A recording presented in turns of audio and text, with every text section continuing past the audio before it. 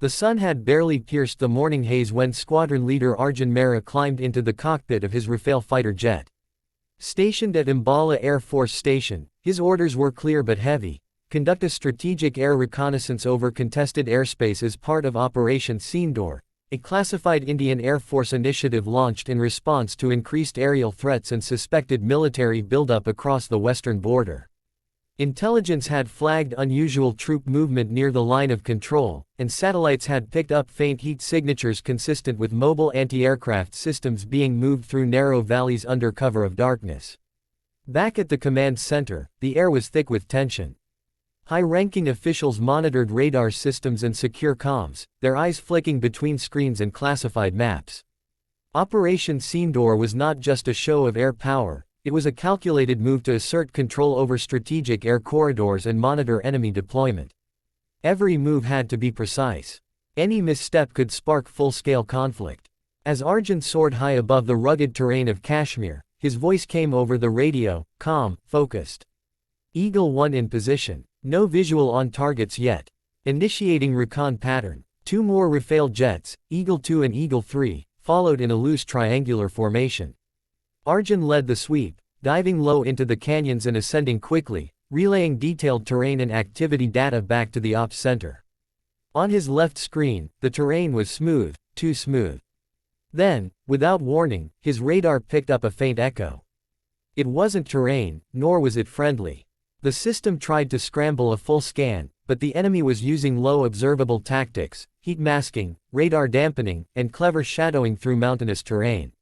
From the Pakistani side, Flight Lieutenant Asad Khan had already locked his eyes on the radar blips from his JF-17 Thunder.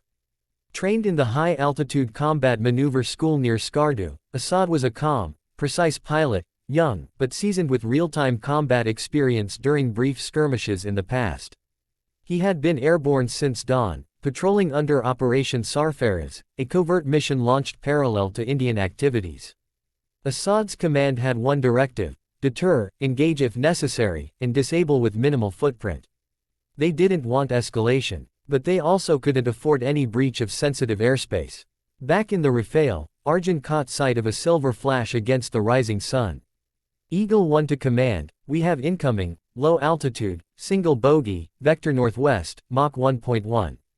Confirm identity. A long pause followed, too long. Eagle 1, bogey is non-responsive. No IFF signal. Proceed with caution. The moment had arrived. Assad pushed his JF-17 into an aggressive climb, using the sun as cover. He launched a warning flare, but Arjun had already begun evasive maneuvers, suspecting a possible engagement. The sky ignited. The Rafaels broke formation, banking hard left, scattering across different vectors to avoid locking targets. Arjun pulled his jet into a barrel roll, dodging a heat-seeking missile by mere inches. He responded with a defensive chaff burst and counter-radar jamming, attempting to scramble the Pakistani targeting systems. But Assad wasn't a rookie. He anticipated the countermeasures, looped underneath the Rafael, and locked on with infrared. The JF-17's Thunder strike system beeped in confirmation.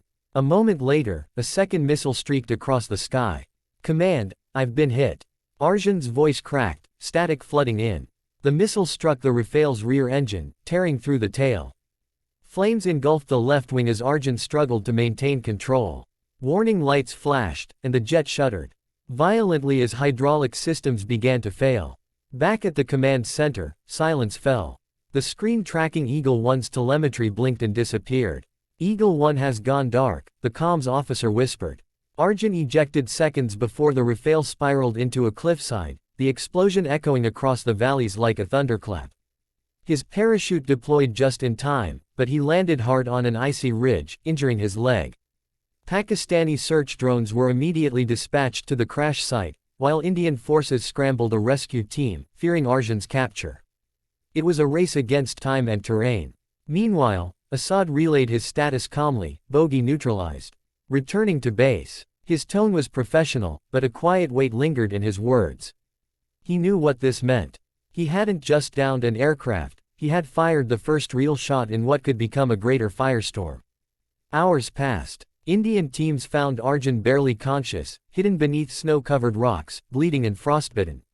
He was airlifted back under cover of night, his survival a small relief against the political inferno that followed. Within 24 hours, news of the incident leaked, sparking outrage on both sides. Debates erupted in parliaments. Troop movement increased. Diplomats were summoned. Each nation called the other an aggressor. Operation Sindoor, once meant to gather intelligence, had triggered something deeper, older, and harder to contain. Both air forces went on high alert. Border villages were evacuated, and in war rooms across Delhi and Islamabad, commanders revised their strategies. Arjun, recovering in a military hospital, stared at the ceiling, haunted not by defeat, but by how close the world had come to tearing itself apart once again over the mountains that had seen too much blood. And somewhere across the border, Assad sat in quiet reflection, writing a report no one would read the way he felt it. Both men, warriors in the sky, knew they had merely played their parts in a larger script written long before they were born. And the mountains, as always, kept their silence.